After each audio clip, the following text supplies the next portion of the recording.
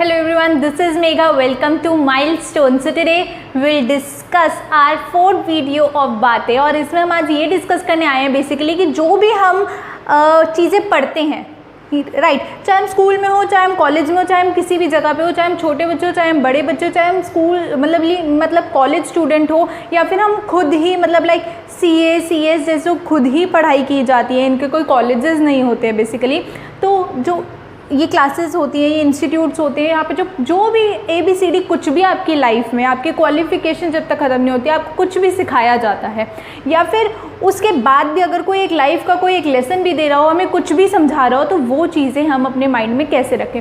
क्योंकि 99% लोगों के साथ ऐसा होता है कि कोई भी हमें समझाता है, हमें वो थोड़े दिनों तक तो याद रहता है, हमें 1 महीने तक वो चीज़ याद रहेगी, लेकिन वो आगे लाइफ टाइम तक याद नहीं रहती। ये तो लाइफ एग्जाम्पल सा। लेकिन अगर कोई चीज़ हम कॉलेज के लिए, कोई हम स्कूल के लिए, कुछ भी एग्ज़ाम्स के लिए पढ़ते हैं, कॉम्पिटिटिव एग्ज़ाम के लिए हम कुछ भी पढ़ते हैं, तो हमें क्या होता है, एग्ज़ाम तक हम वो चीज़ें भूल जाते हैं।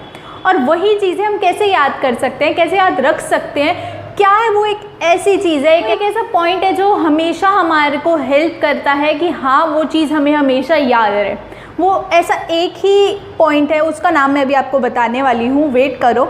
लेकिन और क्या होता है बेसिकली कि आप कॉलेज में जाते हो राइट, आपके टीचर्स, आपके सर्स, आपके प्रोफेसर्स, मान लिया जाता है आपको कि आप तो पढ़ ही लोगे। क्यों पढ़ ही लोगे? क्योंकि आप यहाँ पे पढ़ने आए हो, आपको जो हमने पढ़ाया है आप याद रख ही लोगे, आपको सब कुछ याद रहेगा ही रहेगा। लेकिन ऐसा बेसिकली होता नहीं है।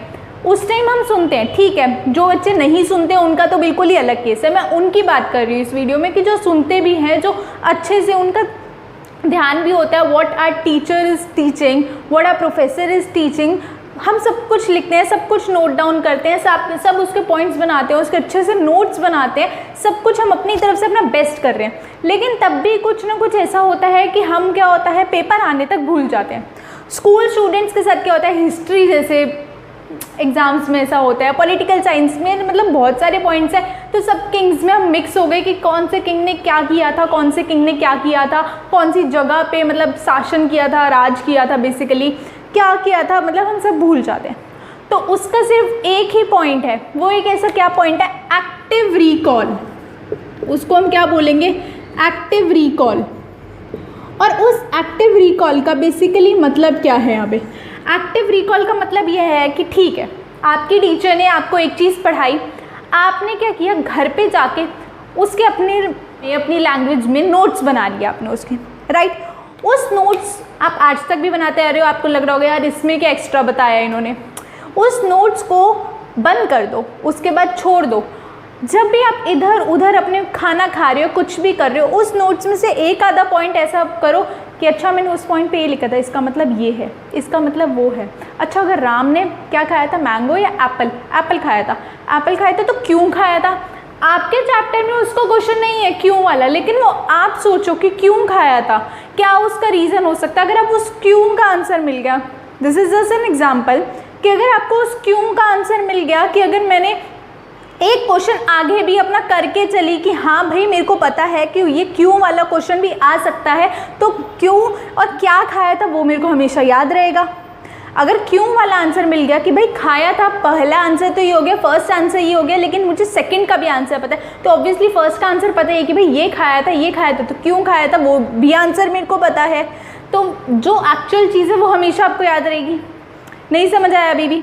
बेसिकली होता क्या है कि हमें अपने आप को, ब्रेन को थोड़ा सा प्रेशराइज करना पड़ता है, थोड़ा उसको मोटिवेट करना पड़ता है, थोड़ा उसको उठाना पड़ता है। क्या करने के लिए? अब एक मसल ट्रेनर है, लाइक वो जितना हैवी वेट उठाएगा उतनी उसकी मसल स्ट्रॉन्ग होंगी, वो जितना पेन अपने आप को देगा। सबको पता है एक्सरसाइज करते हुए, जिम जाते हुए, ये करते हुए, वो करते हुए, हमारी लेग्स में, थाइज में, हैंड्स में, आर्म्स में, सब जगह बहुत दर्द होता है। वो दर्द कितने दिनों का होता है? थोड़े दिनों का, जब तक आपकी मसल्स ना उस पोजीशन में आ जाए, क्योंकि आज तक आपने कोई भी फिजिकल एक्टिविटी नहीं करी होती है, तो वो मसल पुलअप होती है, राइट। वो थोड़े दिनों का दर्द है, लेकिन उसके बाद आपकी फिजिक, आपकी बॉडी बहुत अच्छी बन जाती है। तो कितने दिन की मेहनत है? थोड़े दिन की। तो एक हैबिट को चेंज करने में कितने दिन की मेहनत लगती है? थोड़े दिन की। फिर आपकी हैबिट ही वही हो जाएगी कि हर क्वेश्चन के डेप्थ में जाके हमने पढ़ना है कि अगर ऐसा हुआ तो क्यों हुआ, तो जो हुआ वो चीज़ तो फिर आपको याद ही रहेगी।